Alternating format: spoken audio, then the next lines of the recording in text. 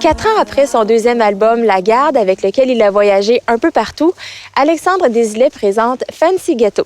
Misant une fois de plus sur une pop accrocheuse, il invite le public sur le plancher de danse.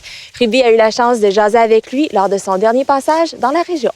Ce que j'aime de la pop, en fait, c'est que c'est très concis. C'est d'avoir une idée compactée. C'est encore plus dur, la pop, parce que tu peux pas te cacher derrière une poésie hermétique.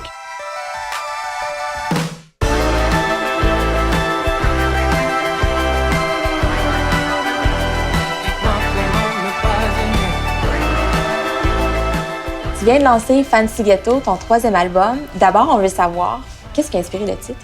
Ce qui m'a inspiré, c'est les quartiers un peu comme à Montréal. On a des quartiers comme le Plateau, le Myland, qui sont des vieux quartiers qui sont rehippés, qui redeviennent branchés. Oui, il y a une nouvelle vie maintenant. Ouais. Toutes les villes où j'ai été pas mal en Amérique, comme Toronto, Vancouver, on recherche tout le temps ce petit quartier-là. Même en arrivant dans une ville, c'est comme... c'est où la place où les artistes se tiennent, où je peux prendre un bon café, et tout ça. Puis j'avais envie, c'est ça, de parler de... C'est un peu autodérisoire, c'est rien de péjoratif, mais je trouvais ça drôle de l'appeler Fancy Ghetto. Je cherchais une autre façon, une nouvelle appellation, une nouvelle façon de le décrire.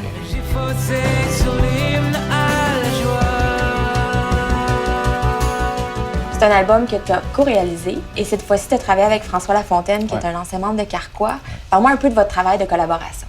Ça a été un travail bien trippant, en fait, parce que François, c'est un gars qui est intuitif. C'est un gars, c'est ça, je pense, qui vit dans l'intensité. C'est comme le gars avec qui j'allais aller au front. C'est un peu ce que j'ai dit à François. J'ai dit, regarde, j'ai envie de faire quelque chose de vraiment pop, mais pas n'importe quel genre de pop. J'ai envie d'y aller avec des musiciens de course, puis d'y aller, tu sais, que ça s'enregistre tout en studio, puis que ça se sente que c'est dansant, puis que ça soit pas trop intellectuel. Puis je veux voir le band, je veux les voir danser, je veux que ça se passe en studio.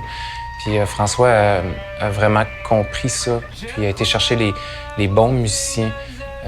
Pas tous des gars qui se connaissaient, mais il a rassemblé un band. Puis littéralement, pendant 10 jours, on a été un band. Donc j'ai mis vraiment les noms de tout le monde comme arrangeurs. Pas besoin de crier si fort, le ciel n'est pas à veille de tomber.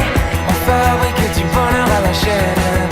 Dites-moi quoi, je suis accro. La loi de l'offre la réclame, sans même avoir à nous demander. La parano du paradis moderne. La danse est très présente dans ton premier vidéoclip pour la chanson Renégate. Est-ce que c'est un genre d'avant-goût de ce à quoi on va avoir droit en spectacle? Oui, bien, j'ai vraiment fait de la musique comme ça pour pouvoir bouger sur scène. Moi, j'aime ça danser. J'ai jamais eu la prétention de savoir danser. J'ai toujours été celui sur le plancher de danse qui allait creuser les filles. Puis je me retrouvais peut-être tout seul sur le plancher de danse, mais je le faisais pour de vrai. Je fais pas semblant de danser, je le fais parce que ça me fait triper. J'aime le malaise dû au fait que moi, je suis pas danseur. Puis tu regardes le clip, puis jusqu'à ce que tu comprennes ce qui se passe dans le clip, c'est malaisant. C'est un peu maladroit, mais c'est beau en même temps. C'est maladroit, puis tu te dis, ça fait wannabe. Puis quand tu comprends pourquoi il le fait pour la belle fille qui est assise dans la salle. Donc, c'est très romantique, puis c'est tout à l'honneur du personnage. Ça a l'air un peu ghetto, mais c'est fancy à la fin. Oui, exactement.